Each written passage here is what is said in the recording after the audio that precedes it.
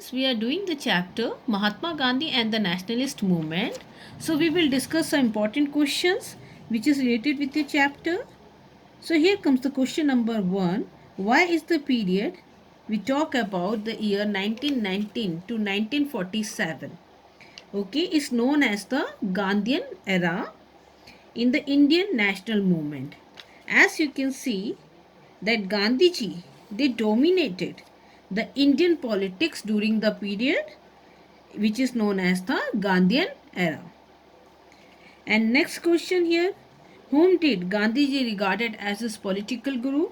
So you can see Gopal Krishna Gokhale. Gandhiji regarded Gopal Krishna Gokhale as his political guru. And when we talk about this question, which leaders of the Indian national movement were known as Trimurti? So you can see Bal, Pal and Lal. Bal here Bal Gangadhar Tilak, Pal here Bipin Chandra Pal and Lal here Lala Lajpat Rai. They were known as Trimurti. So here comes a question that where did Gandhiji make his first experiment of Satyagraha in India? So Gandhiji made his first experiment of Satyagraha in India at Champaran. Champaran in Bihar. So here comes a questions. When and where did Gandhiji make his first major public appearance in India? So you know, Gandhiji made his first major public appearance in February 1916 at the opening of BHU, means Banaras Hindu University in Banaras. So here you see another question. Why did Rabindranath Tagore return his title of knighthood? So he returned the title of knighthood in order to express his resentment against Jallianwala Bagh massacre. Then comes another question. Why did Indian oppose to Simon Commission? Okay. So when we talk about the Simon Commission, you know, in the beginning of 1928, the British government, they sent a 7-member commission to India, which is known as Simon Commission, after the name of its chairman, Sir John Simon. So the commission was appointed to go into the issue of further constitutional reform in India. But all the 7 members of the commissions were Englishmen. To India, it was a violation of the principle of determination, self-determination, and considered it to be an intentional hurting of their self-respect. Here comes another question. I therefore want freedom immediately, this very night before dawn, if it can be had. When and by whom these words were uttered? So you can see these words were uttered by Gandhiji while addressing the Congress delegates on the night of 8 August 1942. 8 August 1942. Here comes, what did Gandhiji tell the upper caste of a village to do during his salt march if they wanted to get suffrage? So in a village named Vasna, Gandhiji told the people of upper caste like this: if you are out for suffrage, you must serve untouchable. For suffrage, you must make amends for the wrongs which you did to the untouchables. So here comes a question that why was Rowlatt Act is known as Black Act? So you can see Rowlatt Act was passed on the recommendation of a committee that was chaired by Sir Sidney Rowlatt. It was known as Black Act as it allowed permission of detention without trial and censorship of the press to crush political activities of the nationalist. Then comes, thus describe the significance of Indian National Congress of session of 1929. So here you have to describe the significance of the Indian National Congress session of 1929. So it was held in Lahore, where Congress passed a resolution of Purna Swaraj or complete independence of India, and it also decided to launch the civil disobedience movement. When was the Gandhi-Irwin Pact signed? What did it state?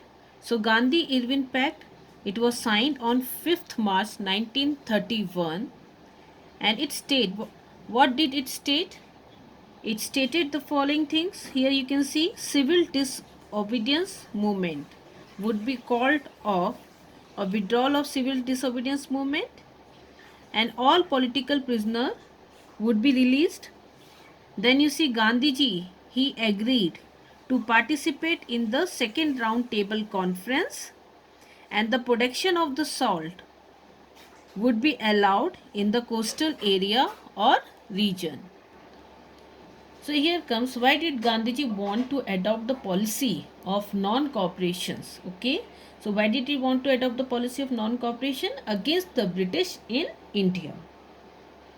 So Gandhiji, he firmly believed that the British rule in India, it was established with the cooperations, okay, with the cooperation of the local people, established with the cooperation of the local people, and it still exists due to their cooperation. He launched the policy of non-cooperation so that he may put an end to the foreign rule and introduce self-rule. So here comes a question, that why was charkha? It was chosen as a symbol of nationalism. Okay. So here you can see that Gandhiji saw the charkha as a symbol of an ideal human society. He would spend some of his time daily in spinning the wheel. He believed that the spinning wheel could make the poor self-reliant. Okay, self-reliant from economic point of view by providing them with supplementary income. So Gandhiji wrote in Young India, what I object is the craze for machinery as much. The craze for what they call labor saving machinery. Men go on saving labor till thousands are without work, thrown on the open streets of die of starvation. I want to save time and labor not for a fraction of mankind but for all. I want the concentration of wealth not in the hand of few but in the hand of all. So Gandhiji wrote in Young India, Khadar does not seek to destroy all machinery, but it does regulate its use and checks its weedy growth. It uses machinery for the service of the poorest in their own cottage. The wheel is itself, okay, an exquisite piece of machinery. So Gandhiji with spinning wheel, it had become the most regular identity of the Indian nationalism. He encouraged other nationalists to work on the spinning wheel. The spinning wheel was related to the common masses, okay, and it was a symbol of economic progress. So, it was chosen as a symbol of nationalism. Name any three leaders of the Swadeshi movement. When did it take place? So, Bal Gangadhar Tilak from Maharashtra, Bipin Chandra Pal from Bengal, and Lala Lajpat Rai from Punjab were the main leader of the Swadeshi movement. They were popularly known as Bal, Pal, and Lal. So it took place between the period 1905 to 1907. Here comes a question. What was the August offer of 1940? So, Lord Lilithgow made a declaration on 8th August 1940, which was known as the August Offer. The declaration stated that after the war, a constituent assembly would be convened to frame the Indian constitution. So, it was a promise to safeguard the interest of the minorities in the new constitutions, and that was the interim measure during the war. So, Lord Linlithgow declared that some Indians would be nominated to his executive and war council. Here comes what was the attitudes of the moderate toward the British. The moderates or the liberal in the Indian National Congress. So the moderate, they had a deep faith in the British sense of justice, honesty and integrity. They firmly believed in the loyalty to the British crown, and their way of protest was by speech petitions. So the British government would come to know about the problems facing the Indians. They think that British will take the necessary measure to improve their conditions. So here comes a question that describe the significance of the campaign, okay, that is initiated by Gandhiji in Champaran, Ahmedabad and Kheda. So Mahatma Gandhi, he returned to India in 1915. On reaching India, he observed that the condition of Indians has not changed much. So he decided to adopt the unique method of satyagraha, okay, which he tried in South Africa to awaken the people. So in 1917, Mahatma Gandhi went to Champaran to improve the condition of the peasants. He also wanted that the peasants should be free to cultivate the crops of their choice. In 1918, Mahatma Gandhi went to Ahmedabad and intervened in a labor dispute. Here the demanded for the better working condition for the mill worker of the cotton textile mill. Again in 1918, he involved in another campaign at Kheda in Gujarat to support the cause of the peasants. He sought the remissions of taxes or the revenue from the state as the harvest of the crops. It had failed due to drought. So this campaign, it made him a true nationalist hero. Here comes a question. Mention the nature of the civil disobedience movement. Discuss its spread in all part of the country along with its failure. So the civil disobedience movement was started by Mahatma Gandhi in 1930, and this mass movement was based on the truth and non-violence and was the first important step taken toward complete independence. So there were various aspects of this movement. First we will talk about the causes. As you can see, the Simon Commission, it visited India in 1928. The commission had no member from the India, so the people widely opposed the report of the Simon Commission when it published, and it became one of the cause. It also raised discontent among the people. And the peasant movements of Bardoli inspired the Gandhiji to launch a national movement against the British rule. The British government, they rejected recommendation of the Nehru report, and you can see Gandhiji put forward a few conditions before the British government, but all his proposals were rejected. Under these circumstances, civil disobedient movements, it began against the British rule. So when we talk about the progress of the movement, the civil disobedient movement began with Dandi March. He started his journey from Sabarmati Ashram on 12th March 1930 and reached Dandi. He reached Dandi on 6th April 1930 and made a fistful of salt from the sea water, and then he break or violated the salt law. It was the beginning of the movement. It later on spread to the different parts of the country. So to crush the movement, the British adopted repressive measures. Many people were put behind the bars, but it did not dampen the vigor of the people. A compromise was reached between Gandhiji and the Viceroy.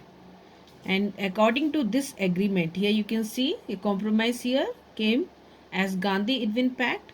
Gandhiji agreed to suspend the civil disobedient movement. He gave his approval to take part in the second round table conference. Here comes end of the movement. So you can see London 1931, Gandhiji participated on the behalf of the Congress in the second round table. conference, no solutions could be found for the redressal of Indian problems. Gandhiji felt depressed and returned to India. On returning to India, he relaunched the civil disobedience movement again. The British government took repressive measures to control this movement. In 1933, the Congress officially decided to suspend this movement and it was finally withdrawn in May 1934. So, causes for the failure, the movement could not utilize the enthusiasms of this common people and was called off. And in between, the dampened its pace. So, the movement did not prove beneficial for the farmer. The Congress failed to forward any social and economic program. As a result of this, a new party emerged within the Congress. It was named as Congress Socialist Party. Some scholars argued that the leadership of this movement was in the hand of the rich who were unable to understand, besides, it had limited objectives. Then comes the significance here. The import of foreign cloth now declined. The collection of the government revenue it was reduced due to the picketing of wine shop. The Indians were permitted to make salt by boiling seawater near the sea coast. And here you can see political awakening was seen among the farmers, the laborers, the tribal peoples and women. All these people had become an inseparable part of national movement. So the British Empire got a severe jolt due to the emergence of the political unity of Indians.